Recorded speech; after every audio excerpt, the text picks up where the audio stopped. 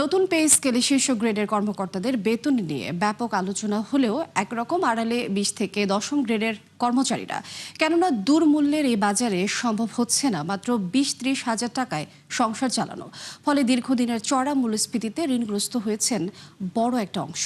বিপরীতে সামাজিক মর্যাদার কথা চিন্তা করে আয়ের বিকল্প উৎস নিশ্চিত করতে পারছেন না অনেকে।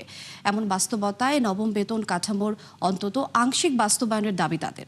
রাকিব হোসেনের রিপোর্ট, ক্যামেরায় ছিলেন দুর্লভ মজুমদার। আগারগাঁও জাতীয় রাজস্ব ভবনের পাশে ফুটপাতের এই দোকানে যারা খাবার খাচ্ছেন তাদের একাধিক ব্যক্তি সরকারি কর্মচারী। 16 থেকে 20তম গ্রেডে কর্মরত রয়েছেন খোদ এনবিআরে। পাশেই মুচির দোকানে দাঁড়িয়ে থাকা এই ব্যক্তি সরকারি প্রাথমিক বিদ্যালয়ের শিক্ষক। এসেছেন নরসিংদী থেকে। ছেঁড়া জুতা জোড়াতালি দিয়ে আরও কিছুদিন চালিয়ে নেয়ার প্রাণান্ত চেষ্টা তার। রাজস্ব ভবনের দক্ষিণ পাশে দেখা মিলল সমাজসেবা অধিদপ্তরের এই কর্মীর, যিনি এখন এলপিআর বা অবসত্তর ছুটিতে। জীবনের শেষ প্রান্তে এসেও চলতে হচ্ছে 1 দশকের পুরনো বেতন কাঠামোয়। আয়ের সঙ্গে ব্যয়ের হিসাব মেলানো যে এখন কতটা কষ্টের তার জীবন্ত সাক্ষী ফুটপাতের ভাতের হোটেল, মুচির দোকান কিংবা ওষুধের এই রসিদ। কিন্তু সামাজিক মর্যাদা আর অবস্থানের কথা চিন্তা করে তা প্রকাশের সাহস নেই তাদের। যে বেতন পাচ্ছেন এখন এটা দিয়ে চলতে পারতেছেন? চলা যায় কষ্ট। একটু বলেন আপনাদের কষ্টের কথা। না ভাই, সরকারি লোক বলাটা তো খারাপ না। না বললাম না, শুনেন আমি বলি একটু ভাই।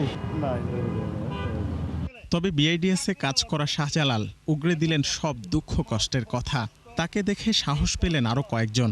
প্রত্যেকের গল্প প্রায় একই, দাবি বেতন ভাতা বৃদ্ধির। ব্যাংক থেকে অফিসে বিভিন্ন ট্রাস্ট আছে, বিভিন্ন ট্রাস্ট থেকে লোন করে এখন আমি বেতনই পাই না।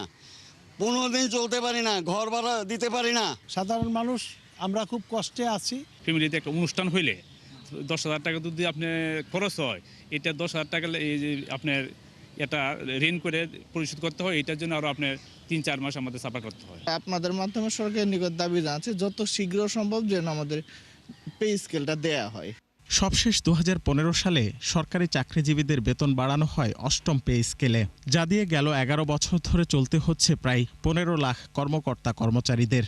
অথচ এই সময়ে গড়ে 8% হারে মূল্যস্ফীতি হয়েছে প্রতি বছর, যা বেতন বৃদ্ধির হারের চেয়ে বেশি হয় খেয়ে দিয়েছে সঞ্চয়, বাড়িয়েছে ধার দেনা। আর এর প্রভাব সবচেয়ে বেশি পড়েছে নিচের গ্রেডের কর্মচারীদের উপর।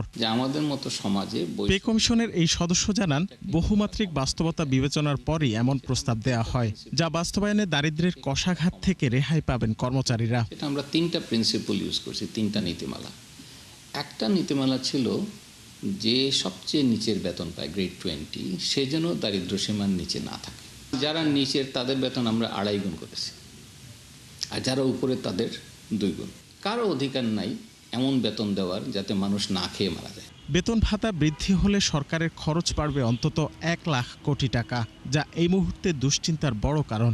এ নিয়ে গবেষণা চলছে মন্ত্রণালয়ে নতুন কমিটির মাধ্যমে। পে কমিশন সদস্য জানান, অর্থের চাপ সামাল দিতে বিকল্প পথও দেখানো হয়েছে প্রস্তাবে। জানি, আমি এগ্রি করি যে ট্যাক্সের উপরে চাপ বাড়বে, বাট আনসার হচ্ছে আমি যদি বলি যে ট্যাক্স না আসা পর্যন্ত বেতন বাড়াবো না, এটা কোনো সলিউশন হবে না। এবং আমরা আশা করি যে এর ফলে যেটা হবে, শুরুতে যদিও চাপ মনে হবে, কিন্তু আলটিমেটলি চাপ বাংলাদেশে ইকোনমি যদি গ্রো করে, সার্ভিস যদি ইমপ্রুভ করে, this is not a big one. সবকিছু ঠিকঠাক থাকলেও পে স্কেল বাস্তবায়নের প্রক্রিয়া শেষ করতে সময় লাগবে আরও কয়েক মাস। রাকিব হোসেন, 71, ঢাকা।